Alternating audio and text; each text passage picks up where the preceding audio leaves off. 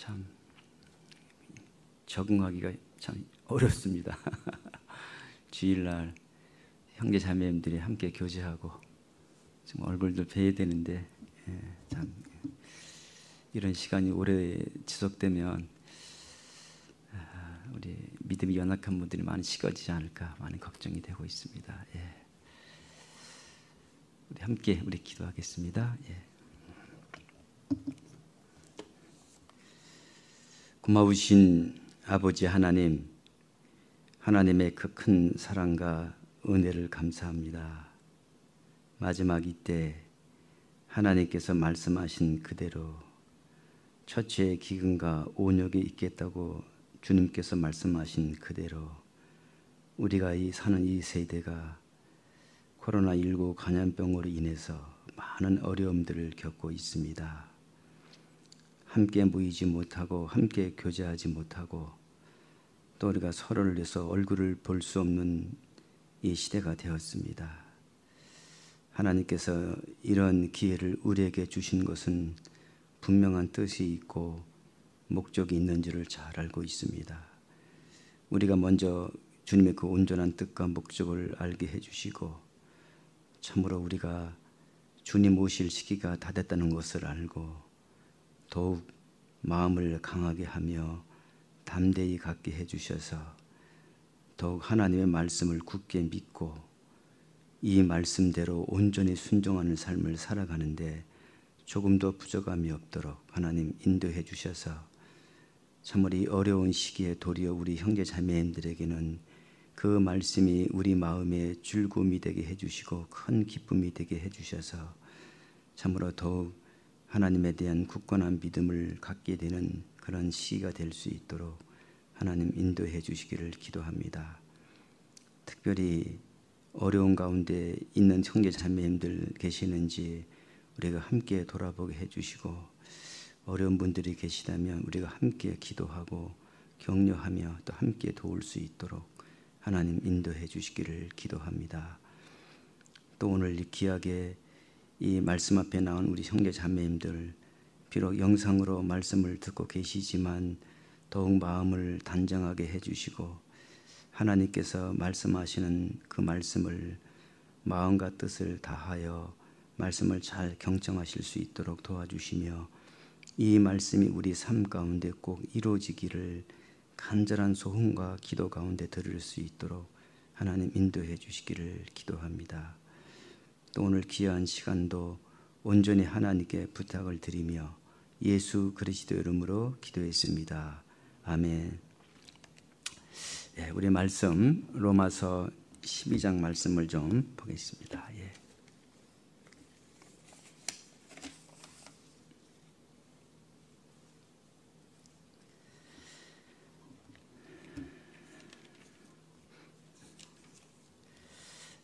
로마서 12장 1절 보겠습니다.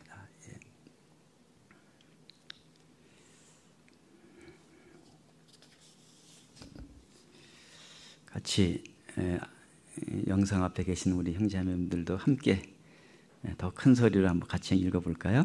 같이 1절 같이 읽겠습니다. 그러므로 형제들아 내가 하나님의 모든 자비하심으로 너희를 권하노니 너희 몸을 하나님이 기뻐하시는 거룩한 산 제사로 드리라. 이는 너희의 드릴 영적 예배니라. 지난 한 주간 동안은 또 저희 교회 우리 중에 함께 교제하던 우리 예지가 또 먼저 주님 품에 돌아가는 그런 시간을 갖게 되어서 많은 안타까움이 있었을 거라고 생각이 듭니다. 원래 우리 인생 속에서는 많은 어려움이 있습니다. 또 고난도 있고 환난도 있고 핍박도 있고 아마 어느 가정이건 간에 또 개인적으로 봐도 아마 어려움이 고난과 없는 개인과 가정은 없을 거라고 생각이 듭니다.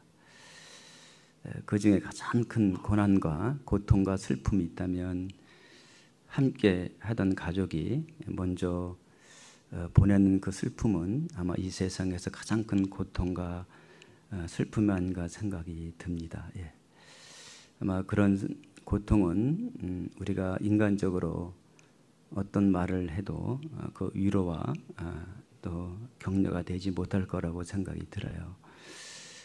또 그런 고통을 겪어보지 않는 사람은 아마 그 마음의 심령을 우리는 알 수 없을 거라고 생각이 듭니다. 그렇기 때문에 우리는 오직 정말 하나님께 기도할 뿐이고 또 하나님께서 분명히 다 뜻이 있고 전 목적이 있다고 생각이 듭니다. 우리는 이 세상과 사람으로서는 격려가 할 수 없고 위로를 줄 수는 없지만 유일하게 위로와 격려를 줄 수 있는 분은 우리를 창조하시고 우리의 생사화복을 주관하시는 하나님만이 위로자가 될 수 있다고 생각이 듭니다. 하나님께서는 우리의 이런 믿음을 주신 목적은 이 세상에서 행복하고 건강하고 정말 잘 먹고 잘 살기 위해서 예수님이 이 땅에 오신 것이 아니라 정말 예수님이 이 땅에 오신 목적은 이 죽음의 문제를 해결해 주시기 위해서 오셨습니다. 그렇기 때문에 정말 진정으로 구원받은 그리스도인들은 이 땅에서 여러 가지 환난과 고난과 역경이 있지만 우리가 가장 위로를 받을 수 있는 때는 우리가 죽음을 맞이할 때입니다. 세상 모든 사람들은 죽음 앞에 절망이고 파멸이고 어느 누구도 위로를 받을 수 없지만 구원을 받은 그리스도인들에게만은 특별히 하나님의 큰 위로가 있다는 것입니다. 구원을 받지 않는 분들은 위로가 없어요. 절망입니다. 통곡입니다. 그런데 구원을 받은 그리스도인들에게는 하나님께서 큰 위로와 또 격려가 있습니다. 왜냐하면 우리 주님께서 이 세상 오신 목적은 결국 우리의 죽음의 문제를 해결해 주시기 오셨기 때문에 우리는 구원받은 그리스도인들은 평상시대는 잘 모릅니다. 죽음을 맞이했을 때 그때 비로소 우리 그리스도인들은 우리 마음속에 우리 내적에 비록 육신적으로는 슬프고 고통스럽고 이 땅에서는 사랑하는 우리 예지를 만날 수 없지만 우리 마음속에는 한 곳에는 우리에게 소망이 있습니다. 왜냐하면 우리가 어차피 주님 품에 다 가게 되면 우리도 사랑하는 예지를 만날 수 있는 소망이 있다는 확신이 있기 때문에 그랬습니다. 그렇기 때문에 구원을 받은 그리스도인들만이 하나님의 큰 위로와 기쁨을 저는 경험할 수 있다고 생각이 듭니다. 고린도 후서 4장 말씀을 한번 좀 보고 넘어가겠습니다.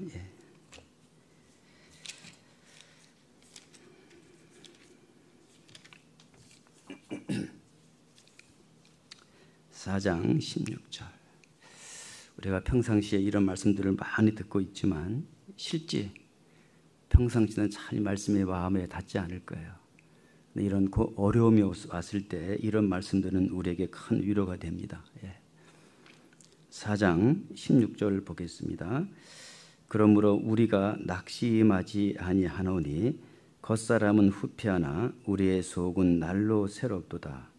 우리의 잠시 받는 환난에 경한 것이 지극히 크고 영원한 영광에 중한 것을 우리에게 이르게 함이니 우리의 돌아보는 것은 보이는 것이 아니요 보이지 않는 것이니 보이는 것은 잠깐이요 보이지 않는 것은 영원함이라 그랬어요. 우리 주님은 보이는 이 세상 것을 주시기 위함이 아니라 보이지 않는 영원한 것, 영원한 천국에 우리에게 주시기 위해서 예수님이 이 땅에 오셨기 때문에 우리의 겉사람은 시간이 지나게 되면 후피하게 돼 있고 또 이 육신은 다 흙으로 만들었기 때문에 하나님 말씀대로 창세기 3장 19절 말씀처럼 언젠간 다 한 줌의 흙으로 돌아가는 때가 있는 것입니다. 이것은 누구나 다 100% 흙이니 흙으로 돌아갈지어다 그랬습니다.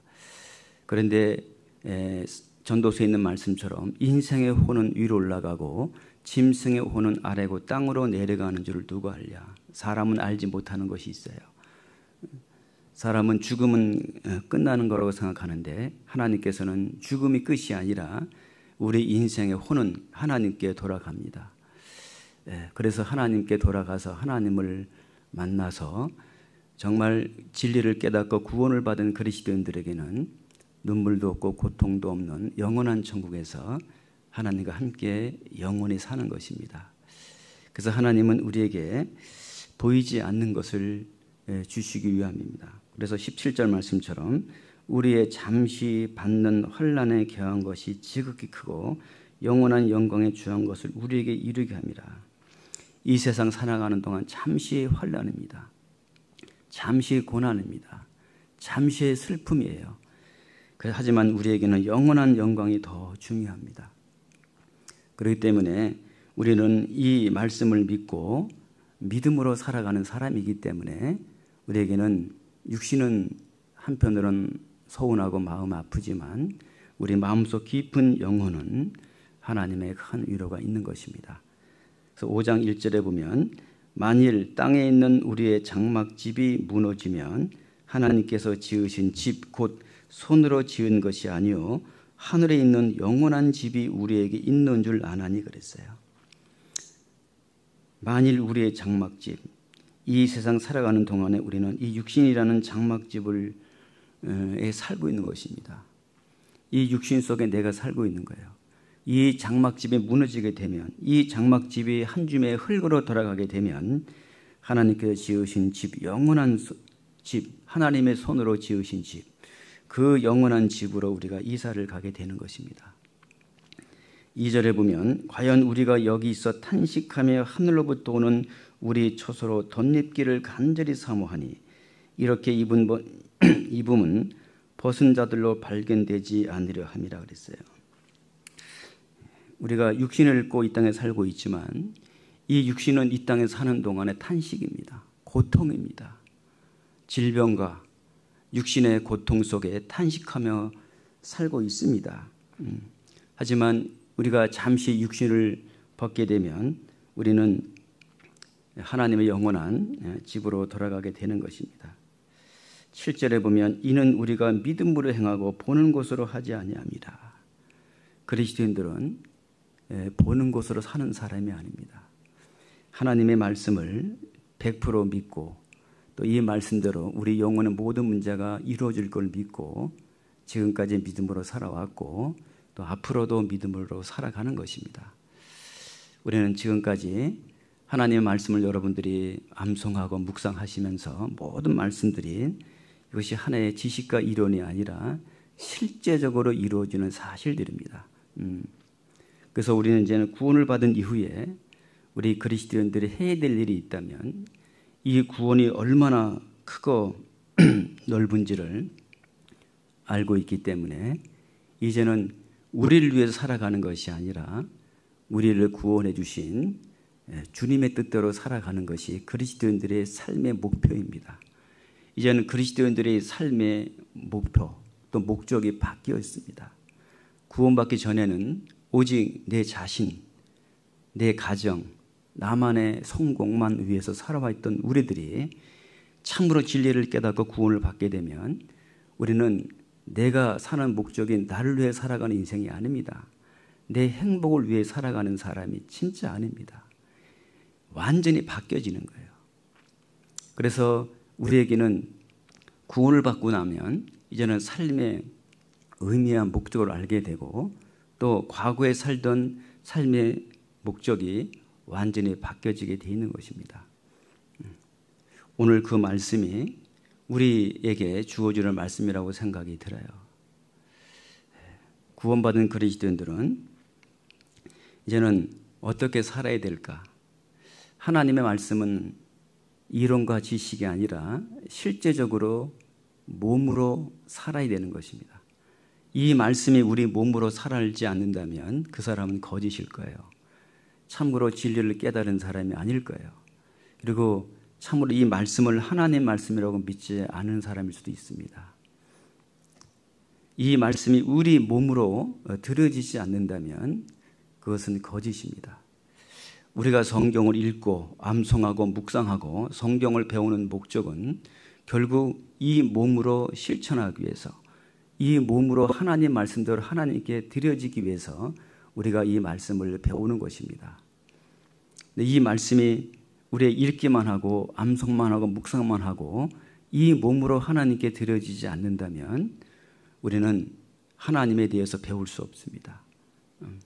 이제는 실제 신앙생활은 몸으로 배우는 거예요.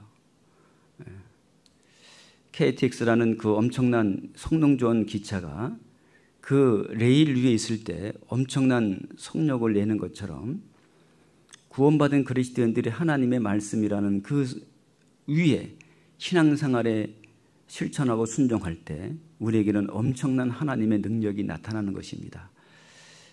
우리 삶 속에서 하나님의 능력이 나타나지 않는 이유 중에 하나는 하나님의 말씀이 우리 몸으로서 살지 않기 때문에 하나님의 능력을 경험하지 못하는 것입니다. 그래서 정말 이 어려운 시기에 우리는 더 주님을 의지함으로 하나님을 삶 속에서 경험하는 우리 형제 자매님들이 다 되셨으면 좋겠습니다. 로마서 12장 1절 말씀으로 좀 넘어가겠습니다. 12장 1절이요. 그러므로 형제들아 라고 지금 바울이 말하고 있는 이 그러므로는 접속사 속에는 1장부터 11장 내용이 다 들어가 있는 것입니다. 이 사도 바울 서신을 보게 되면 바울은 먼저 교리를 말씀해 주고 있고 그 다음엔 그리스도인들이 반드시 실천해야 될 것들을 말씀해 주고 있습니다. 바울 서신을 보게 되면 대부분 그렇습니다.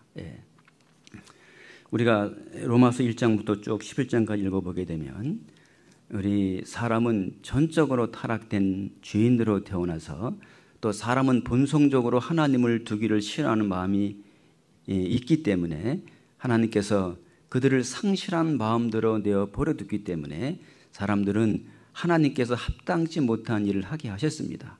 모든 불의, 추악, 탐욕, 악의가 가득한 자여, 시기, 분쟁, 수군수군하는 자여. 사람들은 그 엄청난 죄 속에 살고 있으면서도 사람들은 그 죄가 무슨 죄를 짓고 살아가는지 본인도 모르고 그 죄가 자기 인생 속에 어떤 영향을 미치고 있는지도 사람은 깨우치지 못하고 있습니다. 뭐와 같으냐? 문둥병 환자와 같습니다. 문둥병 환자는 자기 살이 썩어 들어가고 자기가 점점 죽어가고 있는데도 그 고통을 느끼지 못하고 아픔을 느끼지 못하고 점점 죽고 있는 자기 살이 썩어 들어가는 것을 알지 못하는 거예요. 세상 모든 사람들은 하나님 없는 인생들은 자기는 날마다 점점 죄로 인해서 양심이 썩어져 가고 양심이 점점 부패해져 가는 그것들을 사람들은 알지 못하고 온갖 죄 가운데 살고 있습니다.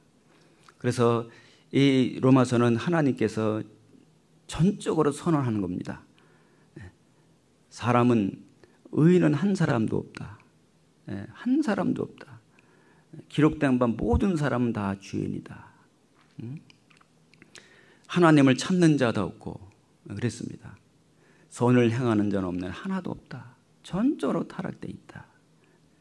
그것을 전적으로 지금 로마서는 말씀해 주고 있고 그런 죄인에게 한 가지 희망이 있다면 사람으로서는 할 수 없습니다. 하나님께서 우리를 구원하기 위해서 하나님이 우리에게 자비를 베풀어 주신 거예요. 하나님의 자비는 우리를 불쌍히 여기고 긍휼히 여기는 마음입니다. 하나님께서 우리에게 큰 사랑을 베풀어 주신 목적은 하나님의 긍휼하심이에요. 우리를 불쌍히 여겼기 때문에 사랑을 베풀어 주셨고 우리를 너무나 불쌍하기 때문에 우리를 구원해 주신 것입니다.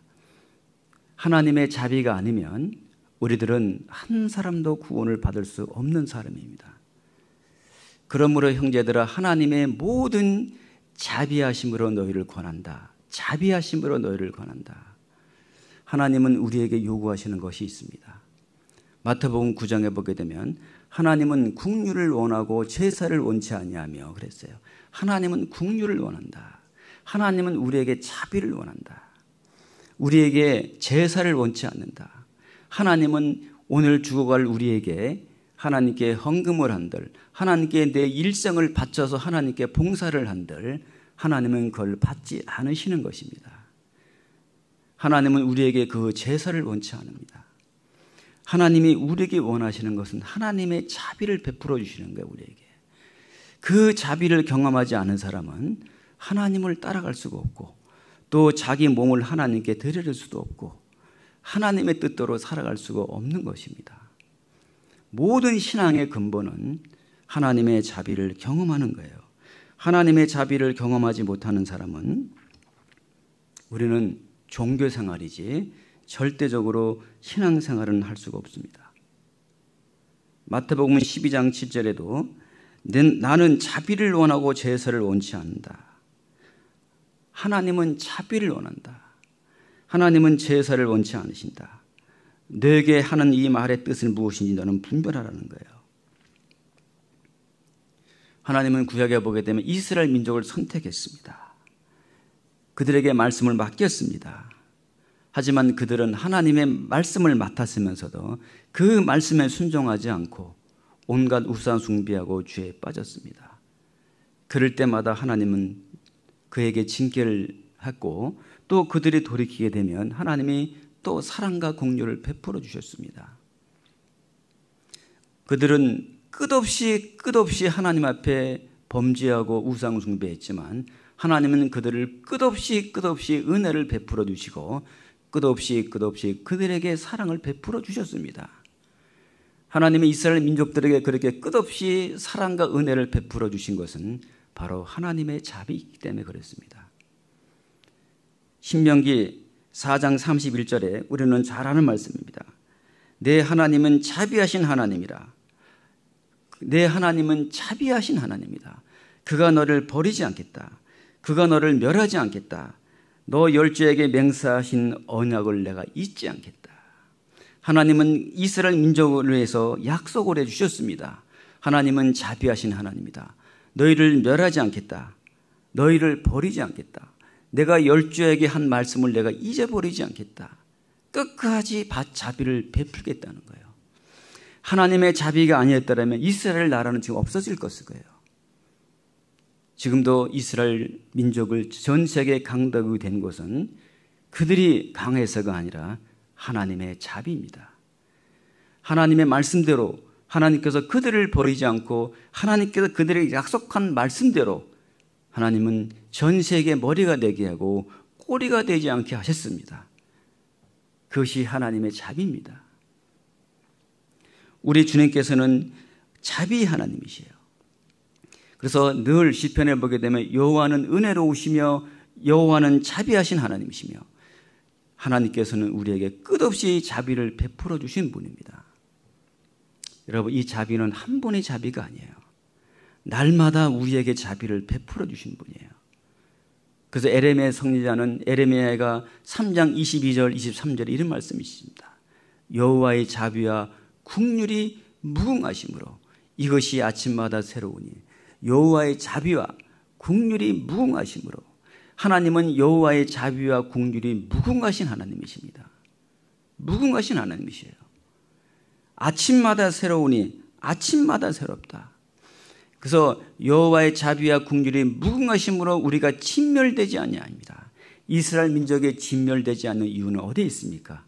하나님의 긍휼과 자비가 무궁하시기 때문에 하나님이 이스라엘 민족을 진멸시키지 않고 끝까지 그들을 은혜를 베풀어 주시는 거예요. 그 하나님의 자비는 우리 인간이 이해하지 못할 거예요. 정말 모릅니다.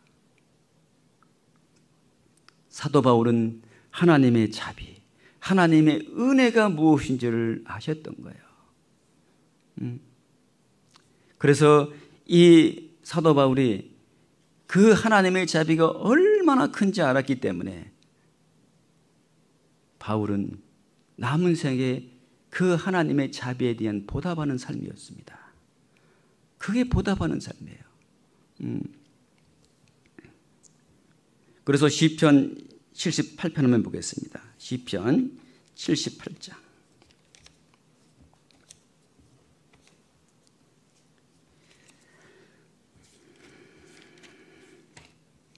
78장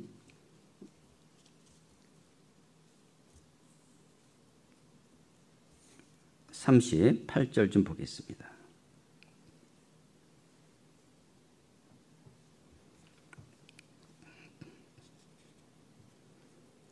시편 78장 38절이야. 오직 하나님은 자비하심으로 죄악을 사하사 멸하지 아니하시고 그 진노를 여러 번 돌이키시며 그 분을 다 발하지 아니하셨으니 그랬어요. 하나님은 끝없이 죄악을 행하시는 그들을 가리켜 끝없이 사하시고 그들을 멸하지 아니하시고 항상 진노를 돌이키시고 그 분을 다 끝까지 바라지 않으시는 그 하나님의 자비입니다. 우리는 정말 주님의 자비하심이 아니면 우리는 주님 앞에 설 수 없을 거예요. 우리 주님은 자비하신 분이기 때문에 우리가 지금도 우리가 주님 앞에 나올 수 있고 주님 앞에 설 수 있다고 생각이 듭니다. 누가복음 10장 25절에 한 율법사가 예수님께 시험하는 말씀이 나오죠. 그 한 율법사가 예수님께 내가 무엇을 하여 영생을 얻으리까? 무엇을 해 영생을 얻으리까? 그런데 예수님이 뭐라 그랬어요? 너는 마음을 다하고 뜻을 다하고 목숨을 다하여 주 너의 하나님을 사랑하라 하셨으니 이것이 첫째 되는 계명이다. 그 율법사는 그 묻는 그 대답에요 정확하게 대답했습니다. 하나님 뜻이 무엇인지를 알았어요. 마음과 뜻을 다해서 하나님을 사랑하라는 것을 알았어요. 내 이웃을 내 몸같이 사랑하라고 하는 걸 알았습니다. 그런데 알긴 알았는데 몸으로 실천하지는 않은 거예요. 자기 이웃이 누군지를 모르는 거예요. 하나님을 마음과 뜻을 다해서 하나님을 사랑하는 것을 해본 적이 없는 거예요. 모르는 게 아니에요. 다 알고 있는 거예요. 그들 가리켜 예수님이 그에게 깨우치기 위해서 한 사람이 길에 가다가 강도에서 만나서 얻어 터져 죽을 뻔한 사람이 있는데 여러분 그 제사장이 지나가다가 그걸 죽게 된 사람을 고치지 않고 그냥 지나가 버렸습니다. 레인도 지나가 버렸습니다. 근데 사마리안이 그것을 보고 나서 포도주와 기름을 사서 상처를 바르고 주막에 데려다 주고 2데나리온 주고 다시 오겠다고 그 율법사에게 묻습니다. 누가 자비를 베푼 자이까? 누가 자비를 베풀었느냐? 레인이 자비를 베풀었느냐? 제사장이 베풀었느냐? 사마리안이 베풀었느냐? 사마리안이다. 맞다. 그 자비를 베푼 목적이 무엇이냐? 너도 이와 같이 남에게 자비를 베풀라는 거예요. 그 하나님의 자비를 받은 자만이 다른 사람에게 자비를 베풀 수 있는 거예요. 그 하나님의 자비를 베풀지 않은 사람은 다른 사람에게 자비를 베풀 수가 없습니다. 그래서 사도 바울은 그러므로 형제들아 내가 하나님의 모든 자비하심으로 너희를 권하노니 그랬어요. 권한다. 하나님의 자비를 경험하고 하나님의 사랑을 경험했다면 이제는 그걸 받고만 있을 것이냐 아니면 어떻게 할 것이냐. 너희 몸을 권하는 하나님이 기뻐하시는 거룩한 사한 제사로 드리라. 거룩한 사한 제사로 드리라. 뭘 드리라는 거예요? 이 몸을 하나님께 드리라는 거예요. 드리라는 거예요. 그게 헌신입니다. 몸을 하나님께 드리는 거예요. 신앙생활은 날마다 하나님께 이 몸을 드려지는 삶입니다. 이게 신앙생활입니다. 그것이 날마다 매일같이 하나님께 드려지는 삶이 거룩한 산 제사고 영적 예배인 거예요. 내가 뭘 하는 것이 아닙니다.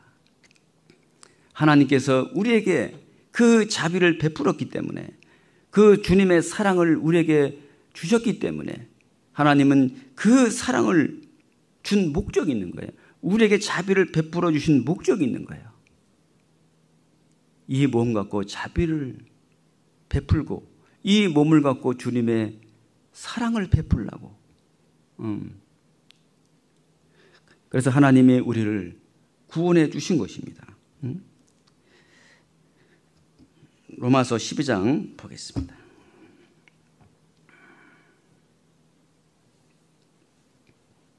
12장 1절 보겠습니다.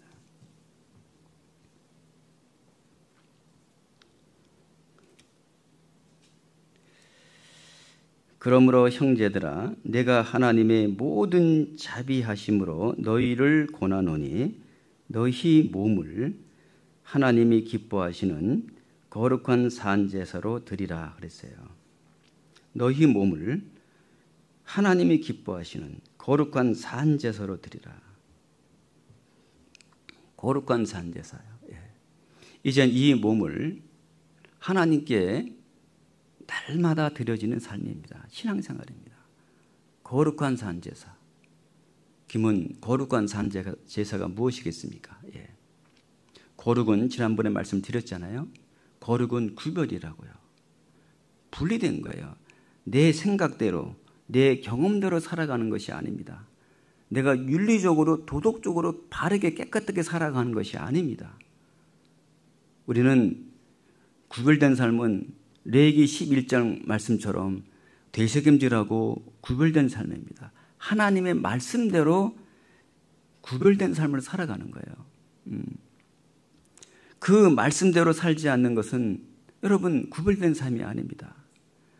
그러니까 우리가 거룩한 산제사로 드리기 위해서는 삶 속에서 항상 구별된 삶을 사셔야 되는 거예요. 구별된 삶을 살기 위해서는 내가 윤리와 도덕적인 삶이 아니라 하나님의 말씀에 근거해서 우리는 구별된 삶입니다. 말씀을 우리가 근거를 두지 않고 우리는 얼마든지 구별된 삶을 살아갈 수가 있습니다. 그래 레위기서에는 부정하다고 그랬잖아요. 대세겜질을 하지 않고 구별된 삶을 사는 것도 부정하고 대세겜질을 하지만 구별된 삶을 살지 않는 것도 부정하고 진짜 정한 것은 대세겜질하고 구별된 삶을 살았을 때 진정으로 거룩한 거예요. 우리는 삶 자체가 항상 하나님 앞에 거룩한 산제사, 하나님의 말씀에 의해서 온전히 순종하는 삶, 거룩한 산제사를 드려야 됩니다. 그러기 위해서는 12장 2절에 보게 되면 너희는 이 세대를 본받지 말고 그랬어요. 이 세대를 본받지 말고. 이 세대가 무엇입니까? 이 세상입니다. 이 세상 풍속이에요. 우리가 출애굽기에 보게 되면 모세가 이스라엘 민족들에게 가나안 땅에 들어가거든. 그 가나안 7 족속에게 풍성을 본받지 말 것을 계속 말씀해 주고 있잖아요. 그들을 가나안에 애굽에서 나오게 해서 약 광야 40년 동안 하나님 철저하게 그들을 단련하고 훈련하면서 가나안 땅에 들어가게 되는 목적이 무엇입니까? 거기에 본받지 않게 하기 위해서 미리 단련하고 훈련하는 거예요. 만약에 하나님의 철저히 그들을 훈련하지 않고 바로 가나안 족속에 가나안 땅에 들어가게 되면요, 그냥 가나안 7 족속에 갖고 있는 모든 풍속들을 다 받아들일 거예요. 그걸 철저하게 받아들이지 않기 위해서 그를 철저히 훈련시킨 겁니다. 우리 주님이 우리를 하나님 말씀으로 훈련하고 우리의 교회 안에서 함께 교제하는 목적이 있는 거예요. 우리는 이 세상을 본받는 사람이 아닙니다. 이 세상 풍속을 따라가는 사람이 아니에요. 이 세상 유행을 따라가는 사람이 아니에요.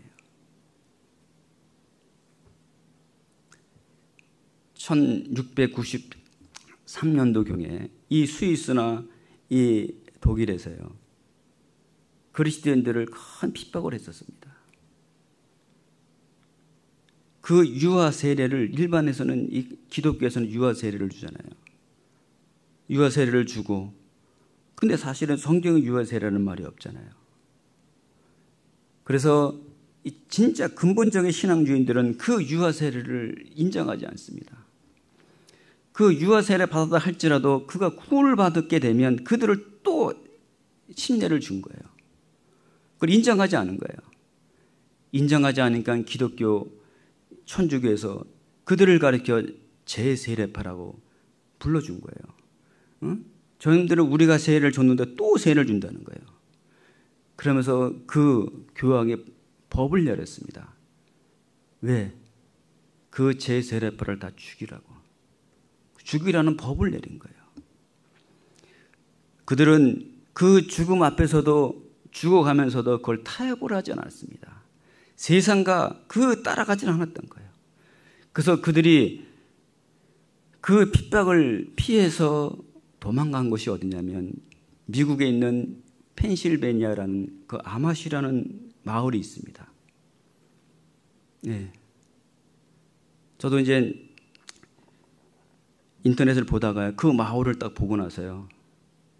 야, 저 자신을 보면서 나도 많이 이 세대를 본받고 있구나. 그걸 좀 알게 되었어요.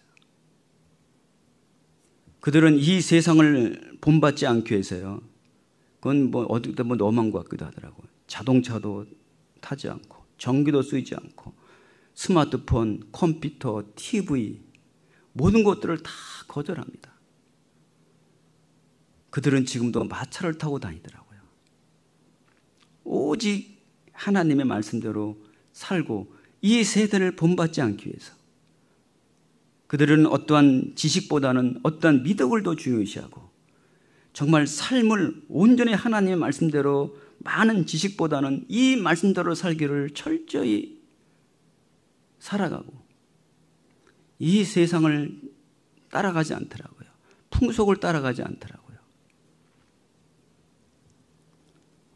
여러분, 우리 그리스도인들은 때로는 이 세상 문명을 이용을 할 수도 있지만 우리가 너무나 때로는 이 세상 풍속을 따라하는 것들이 많이 있습니다.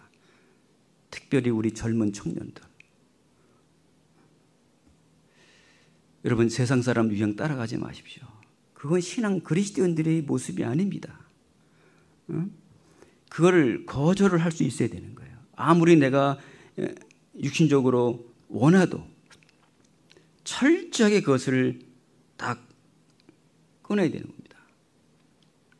이 세대를 본받지 않는 거예요. 오직 마음을 새롭게 함으로 변화를 받아. 우리는 먼저 이 마음의 변화가 되어야 됩니다. 변화가 되셔야 돼요. 우리 마음의 변화는 어떻게 됩니까? 이미 구원을 받은 그리스도인들의 이 안에 새로운 성품이 들어와 있습니다.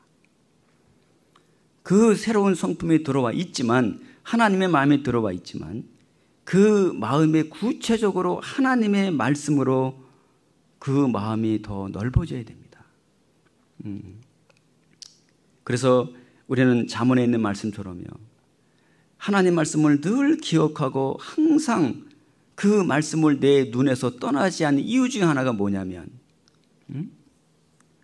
우리는 그 이 세대를 본받지 않고 마음을 새롭게 하기 위해서 우리 마음은 어떻습니까? 우리 마음은 죄를 만들어내는 공장이고 우리 마음은 어때요? 자기 생각에 꽉 차 있고 우리 마음에 있는 게 입으로 나오고 있는 거예요.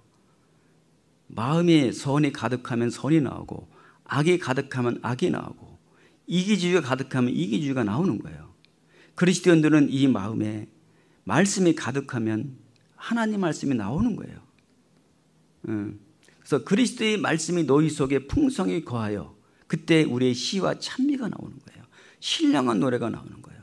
그때 무슨 일을 하든지 마음을 다하여 죽기 하듯 하고 사람에게 하듯 않는 거예요. 우리는 마음을 새롭게 하셔야 돼요.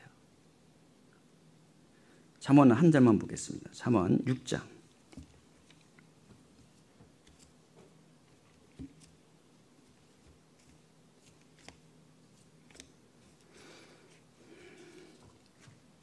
잠언 6장 20절 보겠습니다.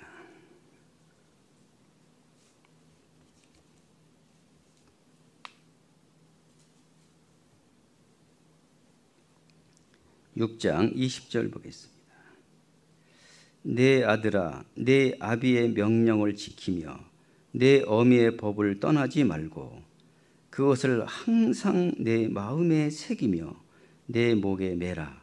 그것이 너의 다닐 때 너를 인도하며 너의 잘 때 너를 보호하며 너의 깰 때 너로 더불어 말하리니 대저 명령은 등불이요 법은 빛이요 훈계의 책망은 곧 생명의 길이라. 이것이 너를 지켜 악한 계집에게 이방 계집의 혀로 호리는 말에 빠지지 않게 하리라. 내 마음에 아름다운 색을 탐하지 말며 그 눈꺼풀에 흐리는 흘리지 말라 그랬어요. 그 마음에 하나님의 법이 없게 되면, 마음에 그 명령이 없게 되면 이방 계집에게 호리는 말에 빠지게 돼 있는 거예요. 마음에 여러 가지 색으로 탐하게 돼 있는 거예요. 마음엔 악한 것이 가득하기 때문에. 그래서 환경에 주어지게 되면 그리스도인들도 져서는 안 될 줄을 짓게 되는 거예요.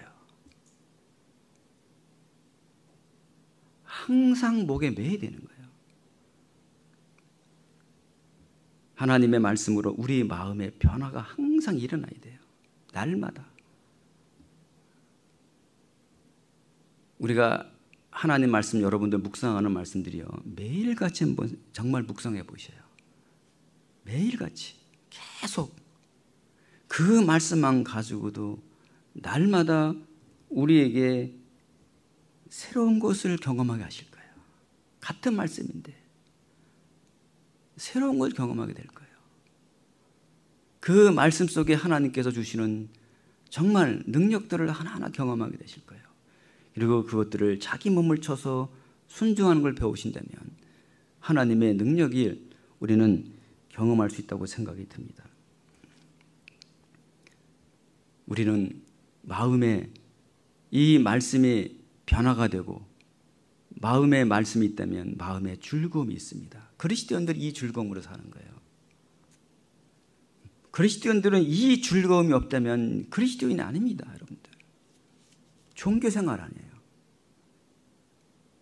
그리스도인들은 그 즐거움으로 사는 거예요. 그래서 지난주 수요일날 목사님 말씀하셨잖아요.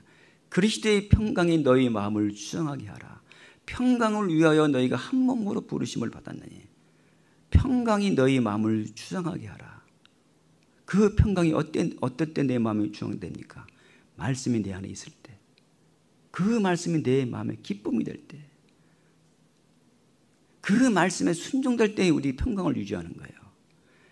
그 말씀을 순종하지 않고 그 말씀대로 죄를 짓게 되면 평강이 깨지는 거예요. 즐거움이 없습니다. 여러분, 말씀 암송한다고 즐거워지는 것이 아니에요. 즐거움이 깨져요. 머리는 말씀이 있는데 마음에는 평강이 없는 거예요.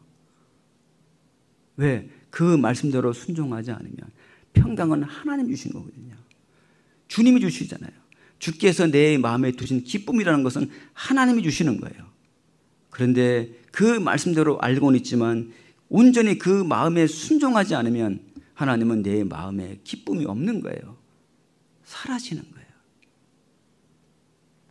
우리가 매일같이 날마다 그 말씀을 생각하고 묵상해 보셔요. 살게 되면 그 내 마음에 즐거움이 되는 거예요. 기쁨이 됩니다. 여러분, 다른 거 생각하지 마세요. 그리스도인들. 그럴 때 어떻게 돼요? 여러분, 이 마음의 즐거움이 있을 때 내 모든 병이 치유가 되는 거예요. 정신적인 병, 정신적인 병도. 끝까지 한번 해보셔요. 잠언 4장 보겠습니다.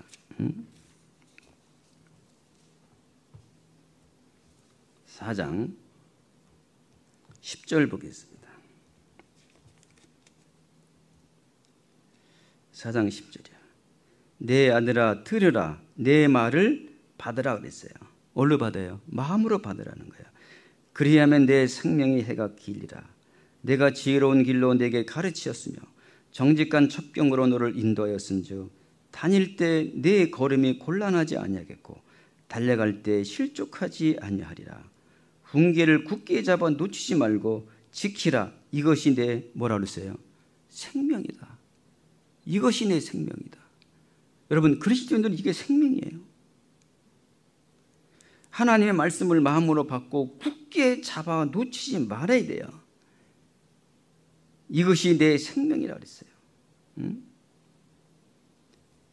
20절 보겠습니다. 내 아들아 내 말에 주의하며 나의 이르는 것에 내 귀를 기울이라. 그것을 내 눈에서 떠나게 말며 내 마음속에 지키라. 그것은 얻는 자에게 생명이 되며 그 온 육체의 건강이 됨이라. 내 마음속에 지키라. 그것을 얻는 자에게 생명이 되며 그 온 육체의 건강이 됨이라. 그래서 여러분들, 말씀은 먼저 마음으로 순종하는 거예요. 마음에 순종하고 마음으로 기뻐할 때 그 다음에 자동적으로 몸으로 하나님께 드려지게 되는 거예요. 여러분, 마음에 즐거움이 없고 기쁨이 없는데 어떻게 몸이 드려지게 될 수 있겠어요? 몸이 안 드려지는 거예요. 몸이 드려진다 하더라도 억지로 한 번은 드려주겠죠. 지속적으로 안 되는 거예요. 근데 늘 말씀에 대한 기쁨과 즐거움이 있다면 이 몸은 하나님께 드릴 수밖에 없고, 그것은 지속적으로 끝없이 하나님에서 드려지는 거예요. 산제사로 드려지는 거예요. 우리는 하나님의 말씀 없이는 거룩한 산제사로 드릴 수 없습니다. 내 의지로 안 되는 거예요. 그래서 우리는 이 말씀으로 변화를 받아야 돼요. 우리가 하나님 앞에 몸을 드려지는 이유가 무엇이겠습니까? 그 근거는요, 다른 거 아닙니다. 주님의 사랑이에요. 사도 바울도 그랬잖아요. 고린도서 5장 14절에 보게 되면 그리스도의 사랑이 우리를 강권하시는도다 그랬어요. 그리스도의 사랑이 나를 강권한다. 주님의 사랑이 우리를 끄는 겁니다. 강권한다. 사랑의 나를 끌어가는 거예요. 내 몸을 하나님께 드릴 수 있도록 끌고 가는 거예요. 내 의지와 노력으로 주님께 드려지는 것이 아니라 그리스도의 사랑이 나를 끌기 때문에 하나님께 몸을 드려지는 거예요. 한 사람이 모든 사람이 죽었은 즉 모든 사람이 죽은 것이다. 예수님이 십자가에 죽으심으로 우리가 죽었습니다. 우리도 죽은 거예요. 우리 주님께서 우리를 십자가에 죽으신 이유는 뭐냐? 다시는 자기 자신을 위해 살지 말고 우리를 위해 죽었다가 사신 자를 위하여 살게 하기 위해서 우리를 구원하신 거예요. 이제는 우리 자신을 위해 살지 않고 우리를 위해 죽었다가 다시 사신 자를 위해 살게 하려 하십니다.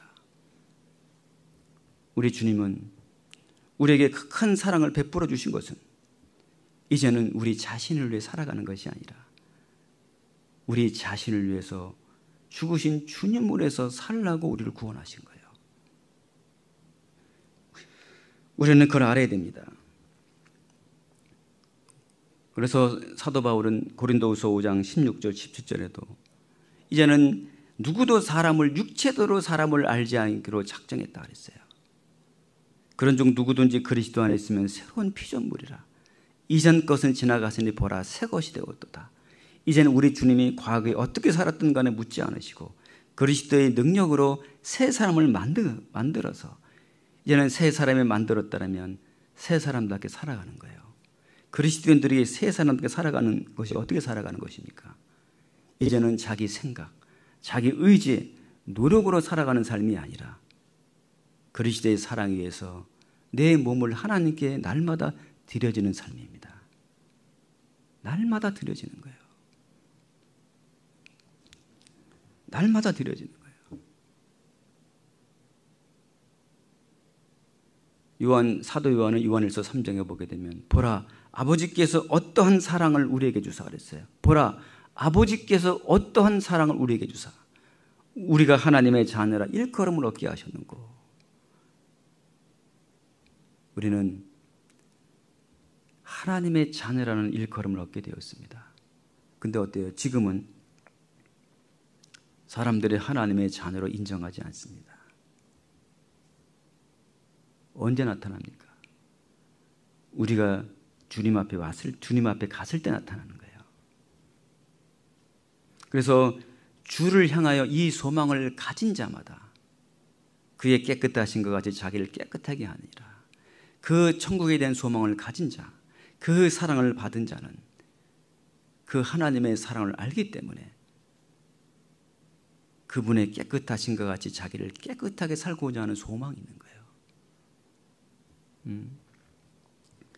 그러한 소망으로 우리는 살아가는 거예요. 그래서 우리가 이 몸을 드릴 수 있는 그 힘 근거는 주님의 사랑 때문에 그런 다른 것은 아닙니다. 다른 이유가 아니에요.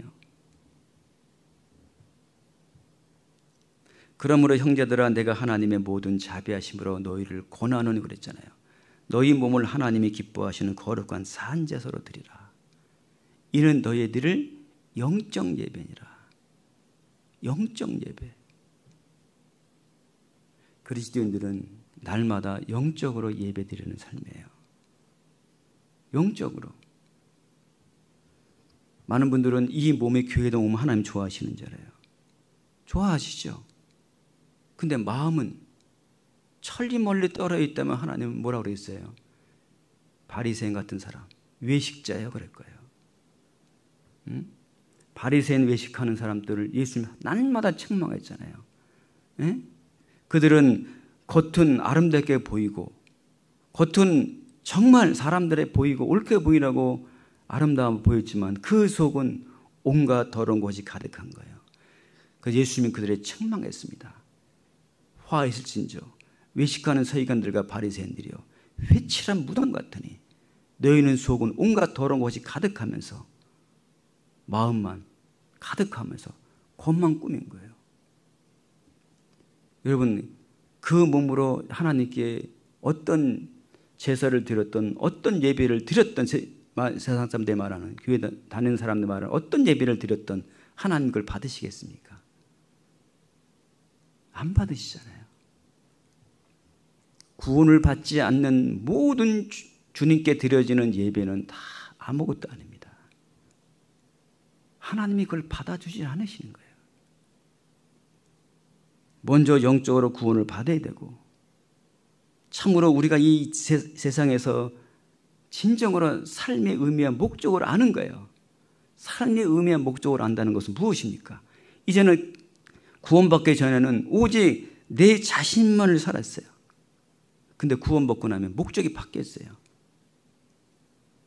로마서 14장에 있는 말씀, 14장 7절 말씀처럼 내가 살아도 주를 위하여 죽어도 주를 위해 죽나니 우리가 사나 죽으나 우리가 주의 것이도다.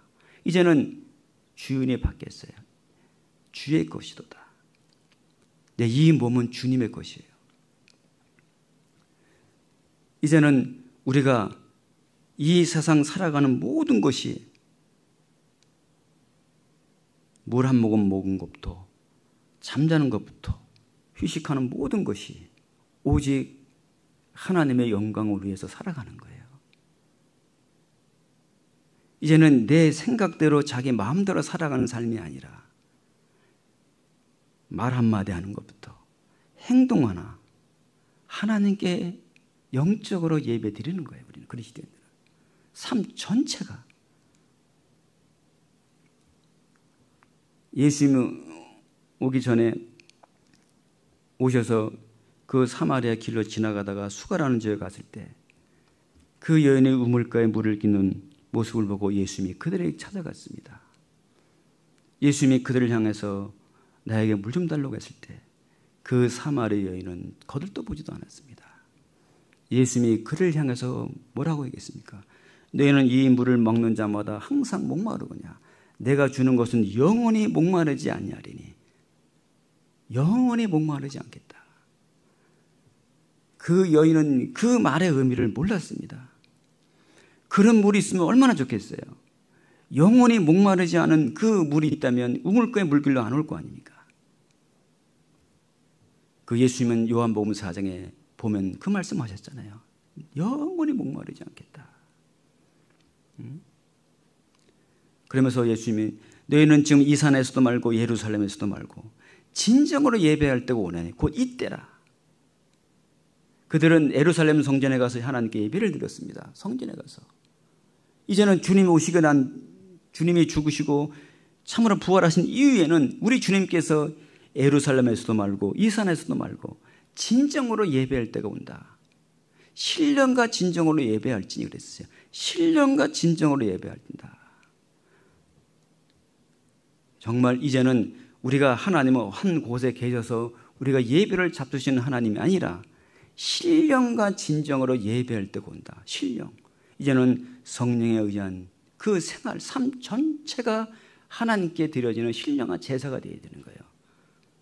신령과 진정으로 하나님의 말씀대로 이제 성령에 의한 온전한 순종한 삶이 그것이 하나님께 드려지는 영적 예배입니다. 하나님은 영이시니 하나님은 영이시다. 하나님이 영이시기 때문에 내 혼자일 수도 계시고 가정에서도 계시고 직장에서도 계시고 어디에 안 계시는 곳이 없습니다. 그리스도인들은. 우리는 항상 그분이 계신다는 임재라는 생각을 항상 기억하고 우리는 그 있는 그 자리에서 하나님께 진정으로 영적으로 예배를 드리는 삶이 되어야 되는 거예요. 주님은 그걸 원하시는 거예요. 만약에 지금 이 코로나19 때문에 우리가 참으로 이 말씀대로 온전히 순종한다면 우리 그리스도인들은 나약하거나 힘들어하지 않을 거예요. 왜? 더 주님을 붙잡게 되고 더 주님을 의지하고 온전한 순종하는 삶을 살아가기 때문에 우리는 더 세상 사람들보다 더 빛이 드러날 거예요. 어떻게 보면 우리가 이 영적인 삶을 예배드리는 삶을 온전히 살아갈 수만 있다면 지금 일반 교회 다니는 사람들, 세상 모든 사람들에게 힘이 없고 나약한 그들에게 등불과 소금 역할을 해서 도리어 그들을 우리에게 더 전도의 기회가 될지도 모를 거예요. 정말 우리가 그런 삶을 살 수만 있다면 우리는 이런 기회가 우리에게는 도리어 더 영혼을 구원할 수 있는 기회가 될 수도 있습니다.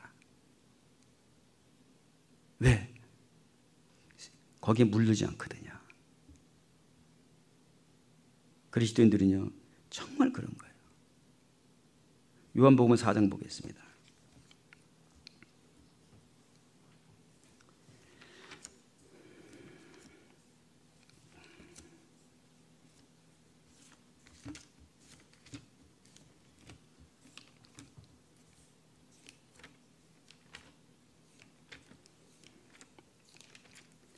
(4장) 13절 보겠습니다.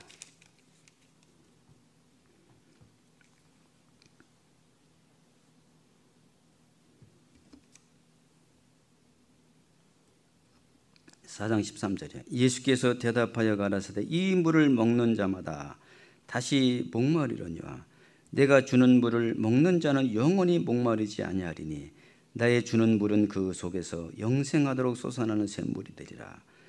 여자가 가로되 주여 이런 물을 내게 주사 목마르지 않고 또 여기 물길로 오지도 않게 하옵소서. 이 말 하는데 주님 뭐라 그래요? 네 남편을 불러오라.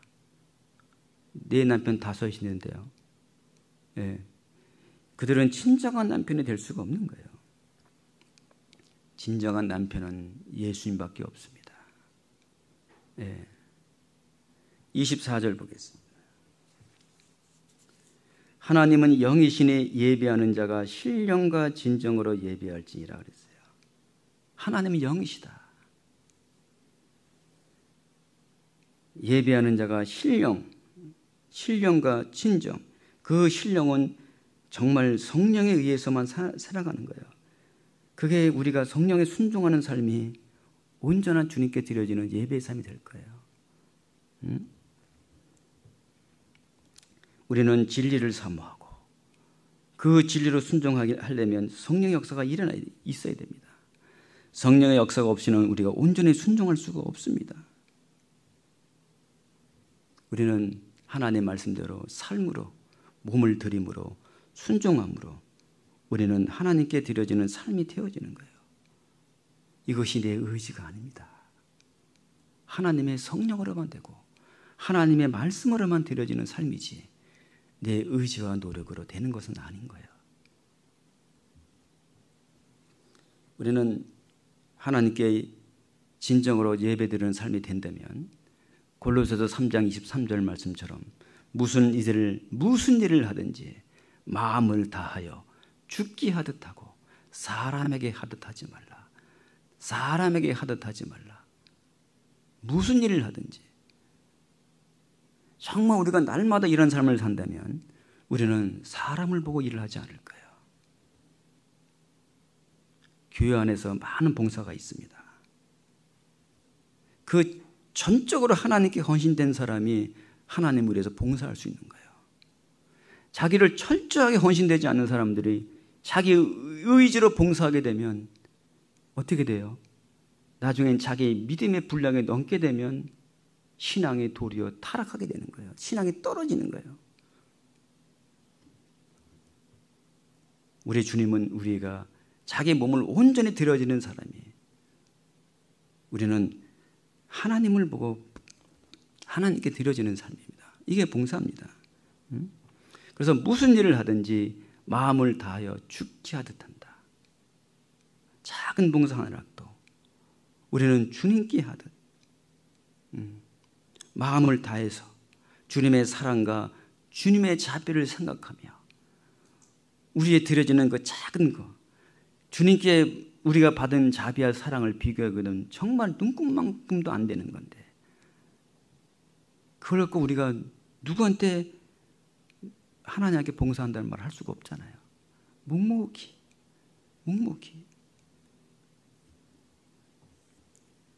그것이 저는 봉사라고 생각이 드는 거예요. 그래서 빌립보서 3장에 있는 말씀처럼 성령으로 봉사하고 성령으로 봉사한다.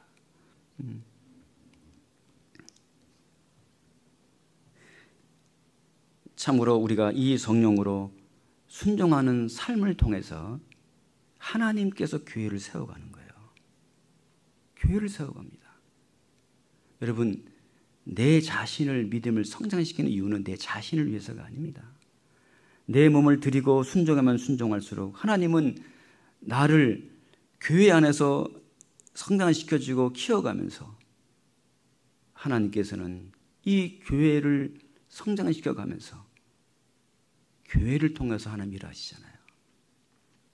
우리가 지금 코로나 시절이 겪고 있지만 우리가 안타까운 것이 한 가지가 있어요. 왜? 전도가 안 되잖아요. 우리가 개인적인 신앙을 여러분들 지킬 수 있을 거예요. 묵상도 하면서 열심히 기도하면서 우리는 개인적인 신앙을 언제든지 지켜나갈 수가 있습니다. 문제는 뭐냐면 전도는 교회가 하잖아요. 개인이 할 수 없잖아요. 이것 때문에 안타까운 거예요. 그렇기 때문에 우리는 참으로 교회를 사모하고 교회를 위해서 기도하고 우리는 성령께 순종하는 대로 우리는 교회가 더 든든히 세워져 갑니다. 그리고 우리가 교회가 세워져 가면서 자기 몸을 헌신해 가면서 이제는 자기 신앙이 몸을 들여지는 것만큼 이제는 교회를 위해서 정말 묵묵히 봉사하는 일꾼들이 나오게 되어 있는 거예요. 자기 몸을 들여지지 않는 사람은 봉사하게 되면 너무 사실은 일할 때 힘들어요. 힘든 거예요. 에베소서 4장을 좀 보겠습니다.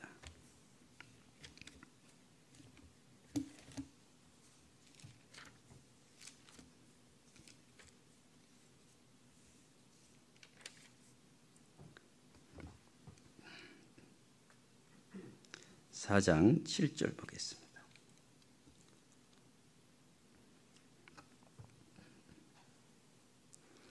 우리 각 사람에게 그리스도의 선물의 분량대로 은혜를 주셨나니 그랬어요.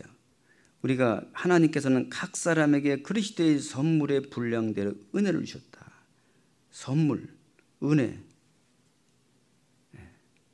사실은 우리가 갖고 있는 모든 재능들 그게 하나님의 선물입니다. 하나님의 은혜입니다. 우리 각자에게 주시는 모든 사람들은 자기가 갖고 있는 재능들이 다 있어요. 은사가 다 있습니다. 재능과 은사가 없는 사람은 없습니다. 하나님께서 그 모든 것을 주신 것은 나를 위해서 주신 것이 아니라 하나님께서 교회를 위해서 주신 거예요. 교회를 위해서 주신 겁니다. 11절에 보면 그가 혹은 사도로 혹은 선지자로 혹은 복음 전하는 자로 혹은 목사와 교사를 주셨으니 이는 성도를 온전케 하며 봉사의 일을 하게 하며 그리스도의 몸을 세우려 하심이라 그랬어요. 이제는 우리는 각자, 어떤 분들은 선지자, 지금 선지자가 없는 시대죠. 복음 전하는 자, 혹은 목사와 교사, 혹은 여러 가지 은사들이 다 있습니다. 그걸 다 주신 목적은 자기를 위해 주신 것이 아니라 성도를 온전케 하게 하고 봉사의 일을 하게 하기 위해서 그리스도의 몸을 세우려고 하나님 주신 거예요. 그리스도의 몸을 세우기 위해서요. 그렇기 때문에 여러분, 우리가 갖고 있는 재능과 은사가 교회를 위해서 쓰임받지 못한다면 아무 가치 없는 거예요. 아무 의미 없을 거예요. 무슨 의미가 있겠어요? 때로는 구원받은 그리스도인들, 저희 교회는 없지만요, 뭐 노래 잘하는 가수들, 참 여러 은사가 많이 있는 분들이 계시는데요, 그걸 교회를 위해 쓰이지 않고 자기 혼자 영광으로 해서 쓰여진다면 저는 아무 가치 없다고 생각이 들어요. 우리는 주님의 몸을 세우는 게 주님께서 우리에게 재능과 은사를 주셨습니다. 13절 보겠습니다. 우리가 다 하나님의 아들을 믿는 것과 아는 일에 하나가 되어 온전한 사람을 이루어 그리스도의 장성한 분량이 충만한 데까지 이르리니 이는 우리가 이제부터 어린아이가 되지 아니하여 사람의 규술과 간사한 유혹에 빠져 모든 교훈의 풍주에 밀려 요동치 않게 하려 함이라 그랬어요. 이제는 교회 안에서 정말 믿는 것과 아는 일에 하나가 되어서 주님의 몸을 점점 세워가게 되면 우리가 장성한 분량에 충만한 데까지 이른다.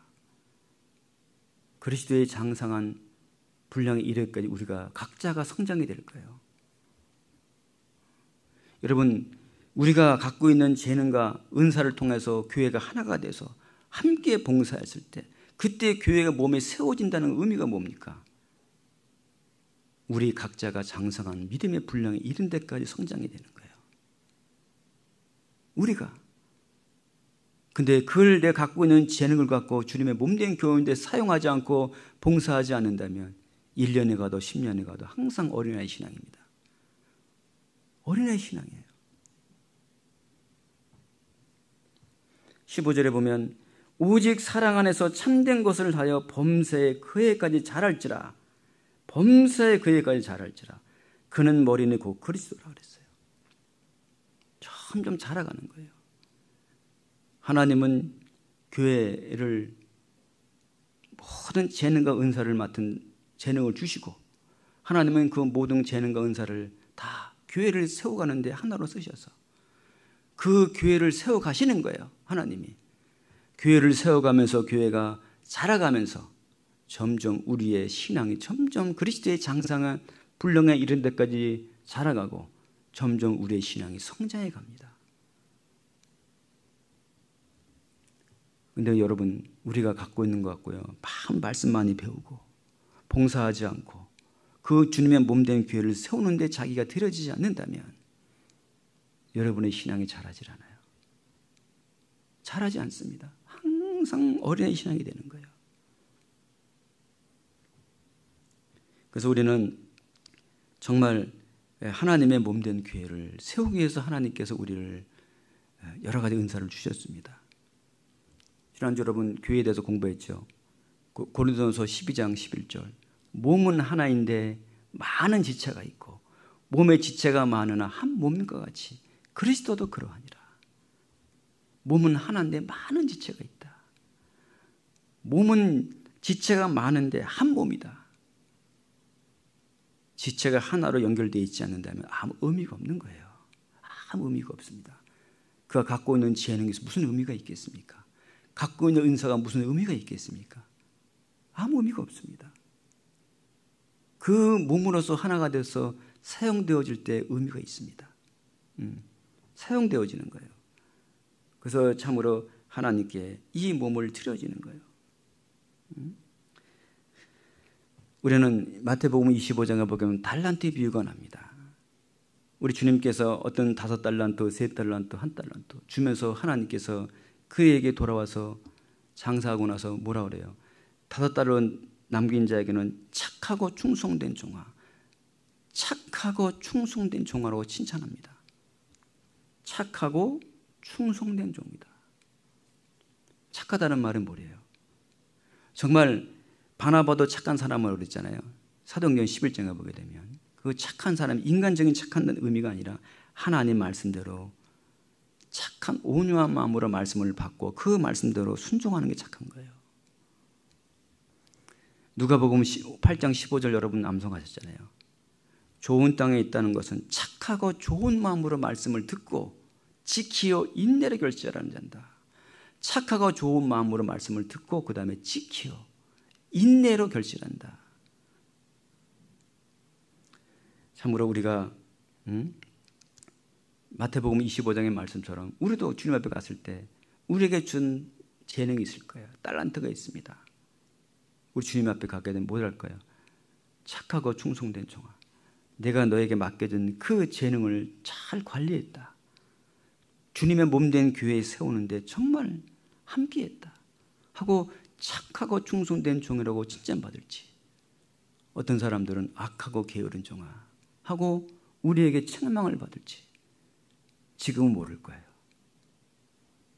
우리가 잠시 후에 주님을 만나게 되면 반드시 착하고 충성된 종이라고 칭찬받을 사람 있는 거 하면 한편으로는 악하고 게으른 종이라고 책망을 받은 사람이 있을 거예요. 네. 우리가 주님 앞에 섰을 때 우리는 정말 착하고 충성된 종이라는 그런 칭찬을 다 받아야 되지 않겠습니까? 로마서 12장을 보겠습니다.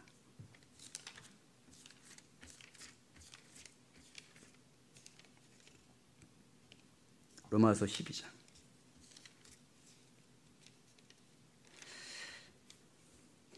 3절 보겠습니다.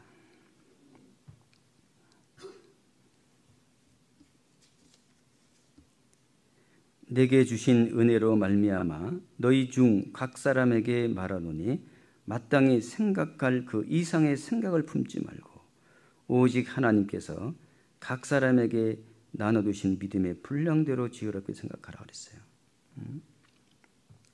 여러분, 믿음대로 생각해야 되는 거예요. 자기의 믿음에 넘어서 생각하게 되면 반드시 문제가 돼요. 봉사하는 것도 마찬가지예요. 자기 믿음의 분량대로 하면 돼요. 그 이상에서 힘들 것 같으면 하지 않는 게 좋습니다. 차라리. 예. 그러면 또 다른 사람이 또 하는 거예요. 예. 그거 마음에 불편할 것도 없고 괴로워할 것도 없습니다. 차라리 내가 신앙을 끝까지 지켜내는 게 우선이지. 그거 하나 또 더 해서 내 마음의 신앙에 계속 문제가 된다면 그게 합당치 않잖아요. 그래서 내게 주신 은혜로 말미암아 너희 중 각 사람에게 말하는 마땅히 생각할 그 이상의 생각을 품지 말고. 사람은요, 자기가 맡은 것 외에는 모릅니다. 놀라운 거예요. 하나님이요, 하나님의 교회를 세워가는데 예를 들어서 부구역장이다 하면 하나님의 부구역장 할 만큼만 지혜를 주시는 거예요. 그 이상은 주질 않는 거예요. 구역장이다, 그거 한 만큼만 주시는 거예요. 봉사장이다, 한 만큼만 주시는 거예요. 근데 올해 봉사장을 했던 분이 내년에 만약 안 한다 그러면 그 마음을 주지 않습니다. 그 마음 주지 않는 거예요. 자기가 그 맡은 것만 주시는 거예요. 그러니까 사람이 올해를 뭘 범하냐면 작년에 그걸 했기 때문에 올해 낳게 되면 그 버리지 않으면 안 되는 거예요. 그래서 항상 날마다 매일같이 그 이상의 생각을 품지 말고 나에게 맡겨진 그것만 잘 생각하고 그것만 묵묵히 순종하시면 됩니다. 다른 사람 볼 것도 없어요. 그 이상을 본다는 것은 뭐냐? 하나님은 그런 마음을 주지 않습니다. 잘하니 못하니 그런 말하시면 안 돼요. 하나님이 하시는 거예요. 우리가 여러분들도 저를 보십시오. 인간적으로 저를 보게 되면 문제투성이, 흠잡을 거 많고, 정말 때로는 말씀 전할 때 정말 부족하고 흠잡을 게 얼마나 많아요. 많습니다. 진짜로. 근데 여러분들이 그걸 계속해서 판단한다면 여러분이 더 손해할 거예요. 하나님이 그 부족한 대로 하나님이 쓰십니다. 쓰시는 거예요. 그냥 순종하는 것이고요. 우리는 그 의상을 생각하지 말고 묵묵히 내 맡은 바 직무에 순종하고, 그 다음에 그에 맡은 분들을 위해서 같은 마음으로 그리스도의 마음을 갖고 간절히 기도해 주시는 거예요. 이게 큰 교회의 복입니다. 그래서 4절에 보게 되면 우리가 한 몸에 많은 지체가 가졌으나 모든 지체가 같은 직분을 가진 것이 아니라 했어요. 우리 몸에는 많은 지체가 있습니다. 근데 그 지체가는 같은 직분이 아닌 거예요. 다 틀리잖아요. 손의 직분, 발의 직분, 몸 어디 다 틀린 지체가 틀려요. 똑같은 것이 지체가 없습니다. 직분도 마찬가지 아닙니까? 여러 가지 직분이 있습니다. 그걸 자기가 맡은 그 직분을 묵묵히 순종하는 거예요.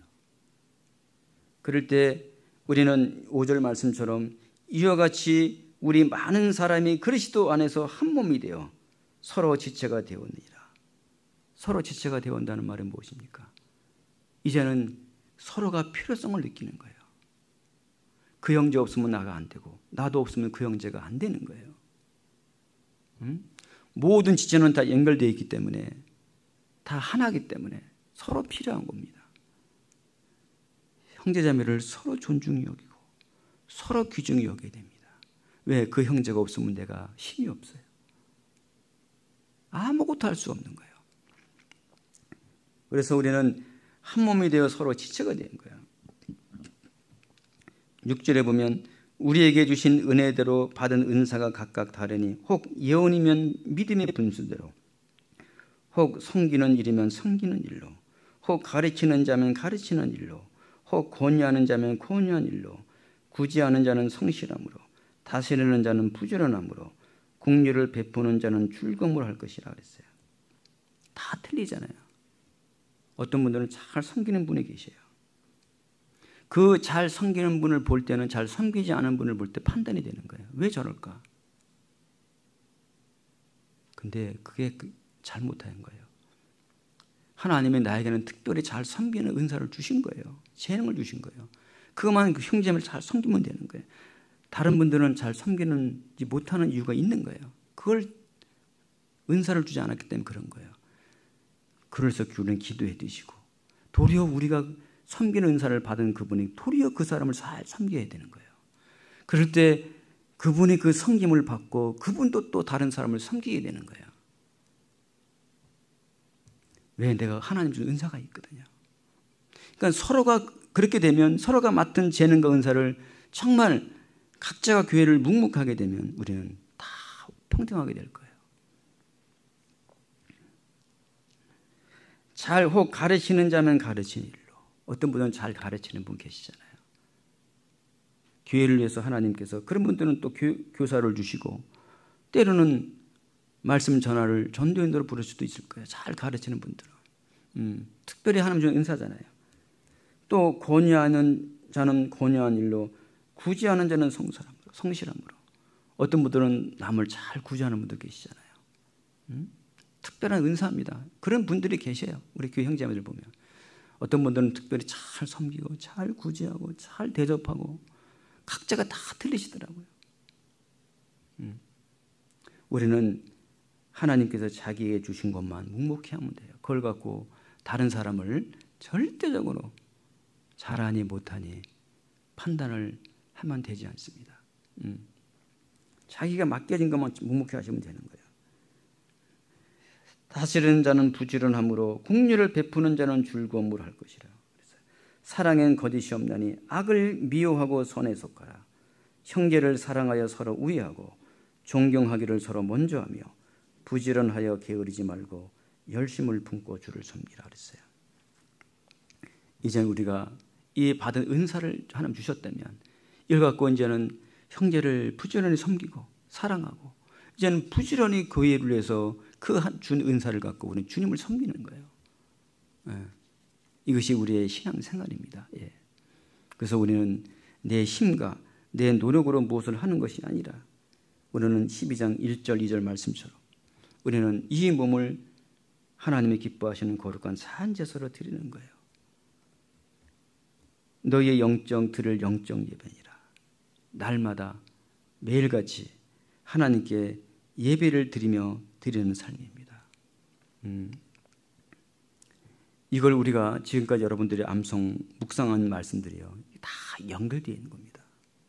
여러분, 내가 날마다 드리기 위해서 뭘 해야 돼요? 날마다 주님께 몸을 드리기 위해서 어떻게 해야 돼요? 날마다 죽어야 돼요. 여러분, 사한제사라는 것은 구약엔 죽은 제사예요. 짐승을 잡아서 죽어서 제물로 드렸어요. 이는 사한제사는 이제는 우리가 살아있는 삶이에요. 죽은 제사가 아니에요. 그럼 내가 그리스도의 살아있는 삶의 제사를 드리기 위해서는 반드시 내가 날마다 자신을 버려야 되는 거예요. 자신을 날마다 죽여야 되는 거예요.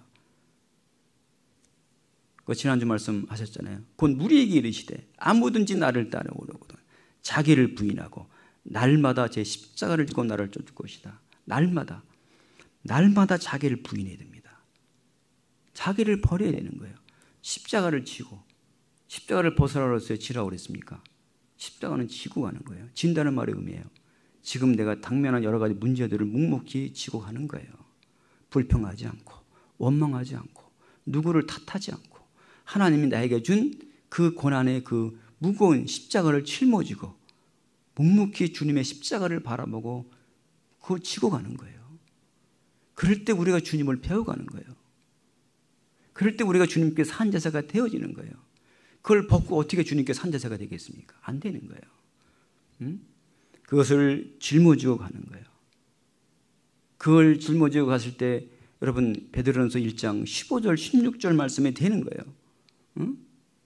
오직 너희를 거룩한 자처럼 너희 모든 행실에 거룩한 자가 되라. 기록하였을 때 내가 거룩하니 너희도 거룩할지어다 하는 말씀들이 이루어지는 거예요. 그러면서 우리가 뭐예요? 복음에는 하나님의 의가 나타났다. 믿음으로 믿음에 이르게 한다. 기록된 바 오직 의인은 믿음으로 산다. 믿음으로 산다. 철저하게 말씀을 그대로 믿고 자기 자신을 버리고 죽이고 날마다 분리된 삶을 살아가면서 우리는 묵묵히 믿음으로 살아가는 거예요. 그 믿음으로 살아가게 가기 위해서 인간은요 자꾸 그걸 거절해요. 인간은 믿음으로 사는 걸 거절합니다.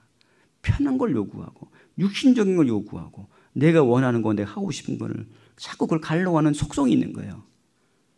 그래서 하나님께서 우리 주님의 몸된 교회를 세우기 위해서 하나님이 우리에게 모든 은혜 하나님 잠깐 고난을 우리에게 허락하신 거예요. 그래서 고난을 통해서 우리를 그 자기를 버리게 하고 그 십자가를 지고 주님을 묵묵히 따라갈 수 있도록 이제 믿음으로 살아갈 수 있도록 우리 주님은 우리를 믿음의 사람으로 만들어가는 거예요. 그래서 우리는 그 고난의 풀물 속에 집어넣고 자기라는 불순물을 다 빼버리는 거예요. 다 빼버리는 겁니다. 그래서 우리 주님은 고난의 풀물 속에 집어넣는 거예요. 우리가 그러면서 어떻게 돼요? 그러면서 겸손을 배우는 거예요. 그냥 배우는 것이 아니에요. 젊은 자들은 이와 같이 장로들에게 순목하고 다 서로 겸손으로 허리를 동이라. 겸손으로 허리를 동이라. 그 겸손을 배워가는 거예요. 그러면서 오직 우리 주 은혜와 조론하는 지식에서 자라가는 거예요. 신앙이 점점 자라가는 거예요. 이게 하루아침에 되는 것이 아닙니다. 우리는 이 하나님의 말씀대로 이 몸으로 배우시는 거예요. 여러분 이 모든 말씀들을 여러분들이 몸으로 배우지 않는다면 아무 가치가 없는 거예요. 몸으로 배우는 거예요. 그래서 사도 바울은 날마다 매일같이 자기 몸을 쳐서 복종시킨 거예요. 그 말씀에 자기 생각을 복종을 시키고 그 마음을 굴복시키고 그 삶을 말씀에 복종을 시킨 거예요.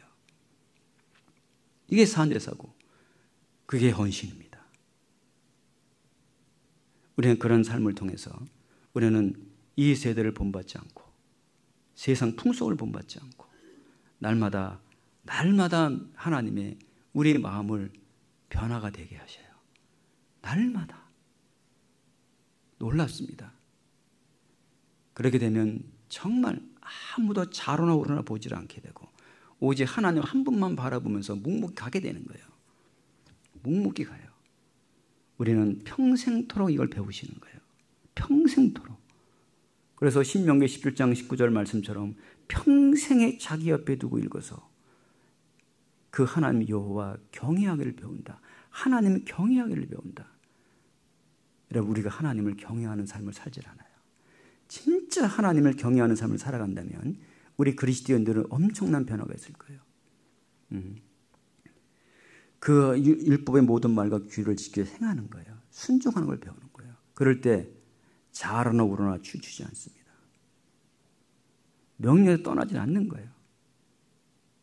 근데 그 말씀을 배우지 않고 그 몸을 쳐서 굴복하는 걸 배우지 않는다면 항상 좌우로 흔들리게 되고, 그리고 자꾸 내가 육신이 원하는 것을 따라가게 되고, 그리고 그걸 교제하는 사람을 따라가게 돼요.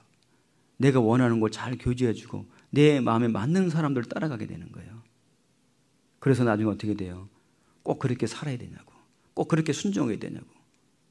그런 분들은 점점 멀리하게 되고 자기의 마음을 맞는 사람들에게 모이는 거예요.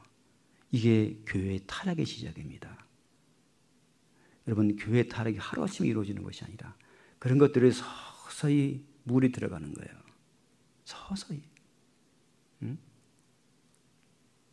여러분, 변화는 날마다 변화되지 않으면 교회가 서서히 변질이 되는 거예요. 이걸 아셔야 돼요. 하루아침에 변질되는 것이 아닙니다. 저는 그걸 한 번을 경험한 분이에요. 경험했어요. 하루아침에 변질되는 것이 아닙니다. 그래서 우리는 이 말씀에 올인하셔서 우리의 몸으로 좀 배우십시오. 여러분, 코로나 시기에 우리가 여러분들이 지금 암송한 말씀만, 묵상한 말씀이라도 철저하게 몸으로 배우는 시간을 가져보세요. 그러면 더 큰 은혜가 있을 거라고 생각이 듭니다. 그리고 이 어려운 시기에 도리어 더 하나님과 깊이 있게 교제가 하실 거예요. 교제를 하시는 이런 시간이 될 겁니다. 그렇게 돼서 정말 더 큰 우리가 은혜를 경험했으면 좋겠습니다. 그래서 로마서 12장 1절 말씀 묵상 많이 하시면서 철저하게 좀 이 몸으로 좀 배우시길 바라겠습니다. 그래서 여러분들에게 꼭 이 주제 말씀을 딱 한 절만 하는 것은 여러분들에게 암송하기 위해서, 묵상 좀 하시기 위해서 하는 거니까, 그래서 꼭 본문 말씀은 꼭 여러분들에게 묵상 많이 하십시오. 왜냐하면 저는 이런 말씀들은 거의 제가 40년을 계속 묵상하는 말씀 중에 하나입니다. 그런데 하면 할수록 이 몸은 진짜 할 수 없구나 그걸 느끼고, 정말 이렇게 살 수 있는 능력이 성령의 역사하는 교회 안에 있을 때 이렇게 살 수 있는 것이지 내 혼자서는 절대 불가능한 것입니다. 그래서 정말 우리가 이 말씀이 평생 죽을 때까지 여러분들이 꼭 말씀에 사로잡혀서 우리 몸을 주님께 한제서로 드려지는 영적 예배의 삶을 살아가는 진정한 그리스도인의 삶이 되었으면 좋겠습니다. 함께 기도하고 마치겠습니다.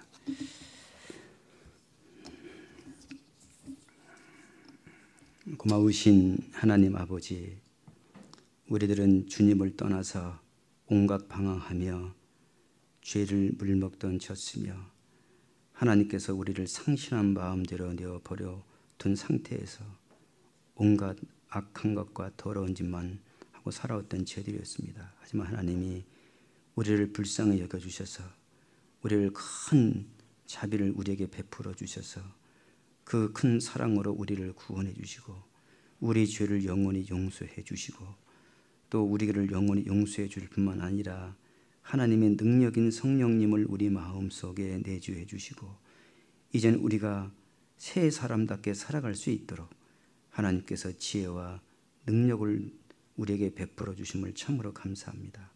특별히 하나님께서 저희들을 몸된 교회 안에 두시고 또 말씀으로 양육해 주시며 우리가 하나님의 뜻대로 살아갈 수 있도록 도와주심을 감사합니다.